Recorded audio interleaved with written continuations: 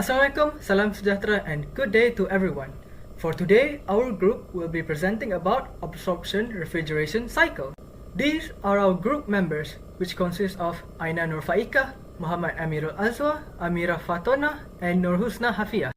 These are the topics we'll be discussing about today, which includes the introduction, process, application, conclusion, and reference. Assalamualaikum warahmatullahi wabarakatuh. My name is Aina Nufaika, and in today's presentation, I would like to present about the absorption refrigeration cycle. So first thing first, what is thermodynamic? Thermodynamic is a science of the relation between heat, work, temperature, and energy, and it actually deals with a transfer of energy from the one place to the another place. So in thermodynamics, we actually has a law which is on the first law, the thermodynamics states that the change in a system internal energy is equals to the difference between heat added to the system and by its surrounding and work done by the system. So for the second law of thermodynamics, it actually tells us that heat does not flow spontaneously from a colder region to a hotter region. So it states that entropy of the entire universe as an isolated system will always increase over time. So what is thermodynamics in our daily life? Based on what I have explained before, thermodynamics on the first law is actually a chemical energy in fuel is converted to the mechanical work to move the vehicles, and for the other daily example, which is our body, will convert the chemical energy, which is the food, into the kinetic energy. So for the next is the second law of thermodynamics in our daily life, which is a cup of the tea cools down as heat moves to the surrounding air, while for the refrigerator, work by using the energy to move heat from the inside to the outside against the natural direction of the heat flow. So the absorption is actually a process which a substance assimilates from one state to a different state, and these two states create a strong attraction to make a strong solution or mixture. The absorption refrigeration technology consists of generator, a pump, and also the absorber that are collectively capable of compressing the refrigeration vapor. So typically, they use a refrigeration and also the absorbent pair, which commonly is a pair of ammonia water or the water lithium bromide. So the absorption refrigeration cycle rule in thermodynamics is a technology where it's introduced to address this serious issue. So the absorption refrigeration cycle utilizes thermal energy rather than mechanical work to drive the cooling process. It also involves the refrigerant and absorbent with heat from a slow-grade source, causing the absorbent to evaporate and condense the refrigerant.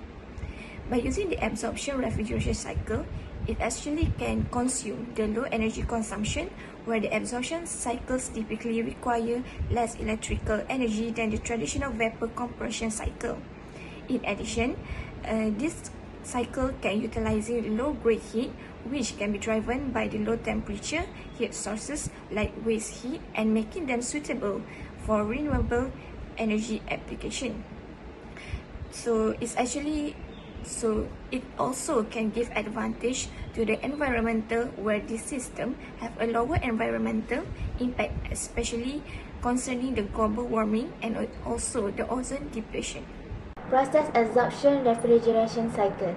Usually, in absorption refrigeration cycle, we will use ammonia. Ammonia is the refrigerant that gives cooling effect and refrigeration effect. And then the water. Water acts as absorbent. Water has strong affinity towards the ammonia. So the ammonia water solution is formed and used to run the vapor absorption refrigeration process. What is refrigerant? Refrigerant is a heat carrier fluid and the latent heat properties to increase performance. The first process for this system is evaporation. In evaporation, the low-pressure liquid refrigerants enter the evaporator, where it absorbs heat from the surrounding and evaporates. And then is absorption. In this stage, the refrigerant vapor coming from the evaporator is absorbed by a liquid absorbent. Next is condensation. The refrigerant vapor, after being separated in the generator, it's passed to a condenser where it loses heat and become a liquid. And lastly is expansion. In this system, the high pressure liquid refrigerant from the condenser pass through a expansion valve or throttle valve, dropping its pressure and temperature. Why this process is important? For evaporation, this is where the cooling effect is produced. Heat is absorbed from the environment or a space that needs cooling. For the absorption, this replaces the function of a compressor in vapor compressor system. The absorbent pull in the refrigerant vapor, create a strong solution. Next is condensation. Why this process condensation is important? Because this phase change from a vapor to liquids release latent heat to the surrounding, often via cooling water or air. And lastly, for expansion, this prepare a refrigerant to evaporate and absorb heat in the next step. I will tell you the thermodynamic process for every process in this absorption refrigeration cycle. First is endothermic process. Refrigerant evaporates at a low temperature and pressure. This is for the evaporation process. And next, absorption process. The thermodynamics process is exothermic. Heat is released, require cooling water to remove the heat of absorption. And then another exothermic process. Temperature is kept constant during the phase change at a constant pressure. This is for the condensation. And then thermodynamic process for the expansion and exothermic process. No heat exchange but pressure drop. For this slide, I'm going to explain briefly how ammonia water flows in absorption refrigeration cycle. We start at the evaporator. Here, liquid ammonia evaporates. It absorbs heat from the refrigerated space, turning into a gas. This absorption removes heat, effectively cooling the space. This step is just like the cooling part of a regular refrigerator.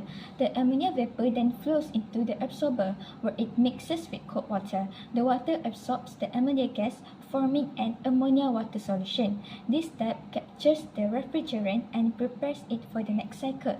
The ammonia water solution is then pumped to a higher pressure using a small pump. The energy used here is minimal compared to a traditional compressor, making the system energy efficient in the right condition.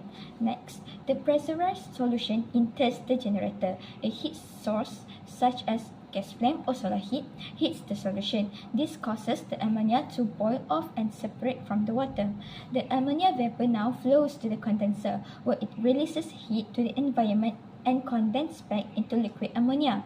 This liquid ammonia passes through an expansion valve, which drops its pressure and temperature, preparing it for the cooling cycle again. The low-pressure liquid ammonia then re-enters the evaporator, where it absorbs heat from the space to be cooled, and the cycle continues. The absorption refrigeration cycle uses a thermal compressor, replacing a mechanical one to move heat and create cooling, making it ideal for off-grid or low electricity application.